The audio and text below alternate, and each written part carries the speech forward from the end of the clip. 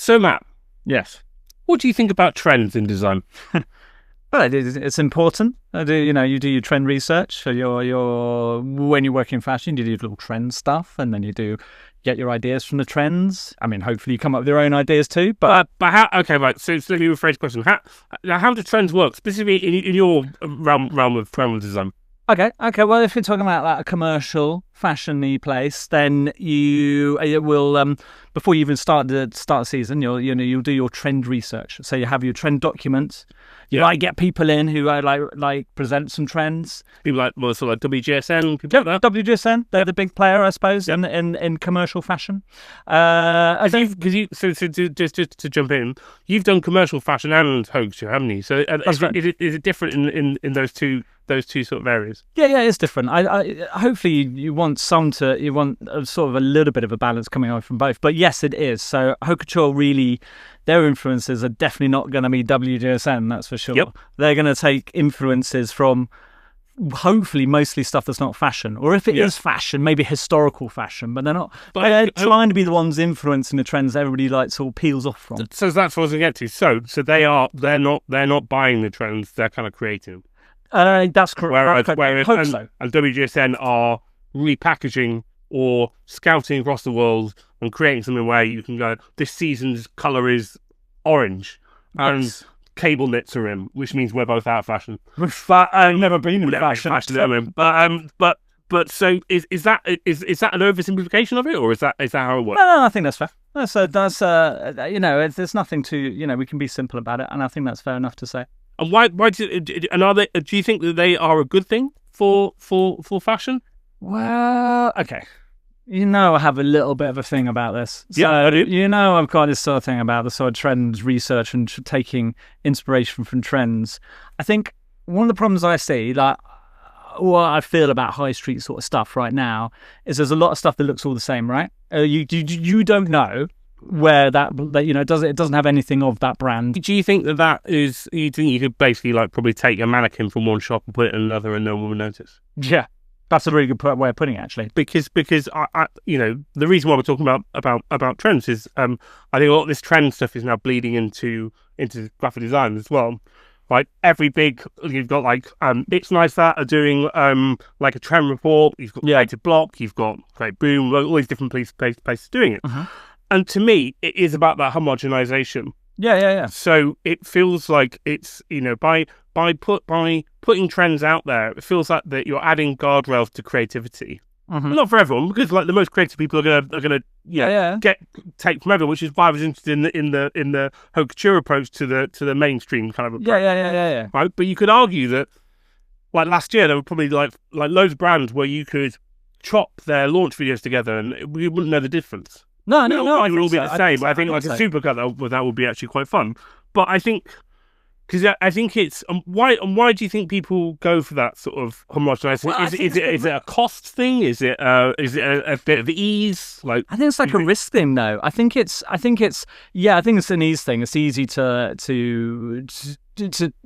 go, okay, yeah, I know I'm gonna fit in, basically. And I think when you're a big commercial business, you're all about money and that sort of thing. You want to be as safe as possible. And I think creativity, to me, is almost like the opposite to that.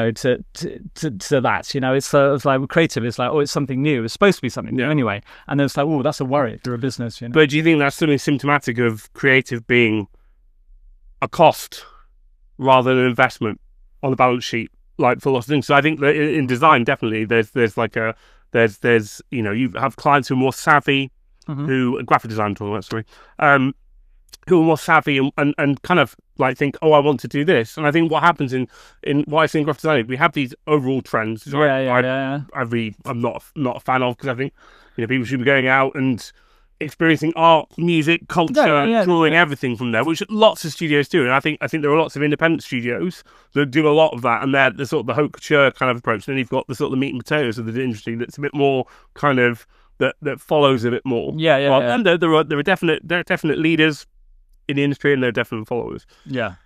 But I just think that you talked about this before in terms of how people use Pinterest boards and things like that. For sure. It feels quite reductive. in the if your only influences are found online or they're found on brand new in my world or other places, then you're basically you're just seeing the same content again and again. So no, you are. It's a bit depressing, really. I think I've said this to you before about oh, sorry, a little point. Yeah, that's right. You can point me. I've said this to you before. I'm not that aggressive.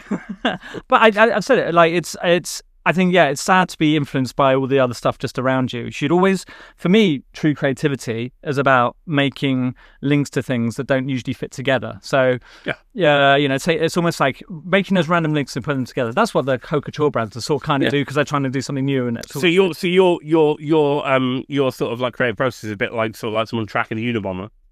Whoa. That's like lots of pins in the walls and pulling disparate sources together, or like you're looking after Illuminati or something. But no, I get you, because I think that I see a lot of stuff that looks the same in my industry. Yes. It is very like, it is like version after version after version, and then someone creates something new, and then suddenly goes, oh, well, we'll have a bit of that. Yeah. And I think that's because we are naturally herding animals, that we gravitate towards the new. We think it's interesting, but then we don't do anything different with it. We just recycle it. Yeah. So there's a great quote by Ian Tate, who runs a company called Food, but used to be head of Wine and Candy, and he was talking about AI and how if you only have the same information set, it's like blending a soup. Yeah. The more you blend it, the blander it gets. Yeah, that's kind of what I feel design is a bit like at the moment. There's just a lot of stuff that's recycled, rehashed, blended, made again, and there's not enough kind of like real, like, fuck, we're going to do something really different. But I think that comes down to optimization. Like, we've become, like, certainly design's become about how quickly can you do it. Well, like, that's that. How widely can you do it? And that becomes a limiting factor to me for creativity. Yeah, no, for sure. It's. I mean, maybe, but I will say there's another side to this. You know, when you're like, you know what it's like as a designer as well, and you need to produce something fast and something cool. You're like, I'm not knocking it, but I don't. I know there's a need to, like, produce things. Sorry, come on. No, go on. I was going to make a little point about AI. Not that we're going to do a big one about it, but yeah, go on. Okay, I'll say it. So AI is almost like with Mid-Journey and all those things. That's just adding to that sort of like the same sort of stuff over and over again, because it's like it's pooling all the stuff we already have, and then it's using that as reference material. Well, that's good. Like create something again. And it's like, no, that's a little bit. That's because AI is imitation. It's not intelligent. No. I prefer the idea of artificial imitation rather than artificial intelligence, because it's not. And we came to university pre-internet. Yeah. Right? Like on the cusp of the internet, right? The iMac had just, the Johnny Ive iMac had just come out. That's how old we are, really old. And when we all came to university, because Matt and I went to University of Brighton together to do graphic design. Did we? Matthew. I mean, I wasn't there very much, but yeah. But everyone who arrived from all different parts of the country looked different. Yeah. Because as a culture, like, everything is homogenized now. Everything is smoothed out. Everything, just why everyone wears the same. Like, my son wears the same Nike Tech fleece as like everyone around the country, because that's what's deemed to be cool. And the internet is always very polarizing. For sure. So it's been something that has made everything a lot more homogenous, but also has, in another way, has enabled loads of exciting subcultures to exist. Yeah. Right? And those two things can sit side by side. But I would love to see a bit more. I don't know. I just think that trends and trend reports and push them out on wherever you publish them just feel like something where we're saying, let's do things that are similar. And it feels like a little bit, I don't know, a little bit lame, really. I just think that we should be, it's not like gatekeeping, saying, oh, you have to have 25 years of knowledge, because the beautiful thing about design, all design, is it's constantly reinventing itself all the time. For sure. But if that reinvention is, part of that reinvention is being cored around, here are some things that we think are cool, right, and they're given by industry advocates, then is that something that we should be promoting, or is it something we should be saying, go and make some cool shit? I don't know. It's a different one, right? It's my answer. That's right. Yeah, it's a tough one. I will say, like I say, I agree with you about everything. My general thought is I feel like things become quite similar, in general. That's my big overall bullet point from this. Things become very similar, and there's not enough experimentation, I think. But then experimentation doesn't lead to sales. Well, I think I think there's that. But I think it's also the environment that you're working with. I've worked in environments where people are like, go and make some great stuff, and I've worked in environments where people are like, do it now. Minutes. Oh well, yeah. So there is a bit of this kind of sense of it being like, you can't go. What looks good? All right. Well, it's a bit like McDonald's. It's a bit like McDonald's design. It's like, just like do it quickly and give it to me. They've done some good adverts in the past. But no, I mean, McDonald's design is in the production of it. Yeah, So for it's sure. like fast food like design. Yeah, no, for sure. It's like something that exists.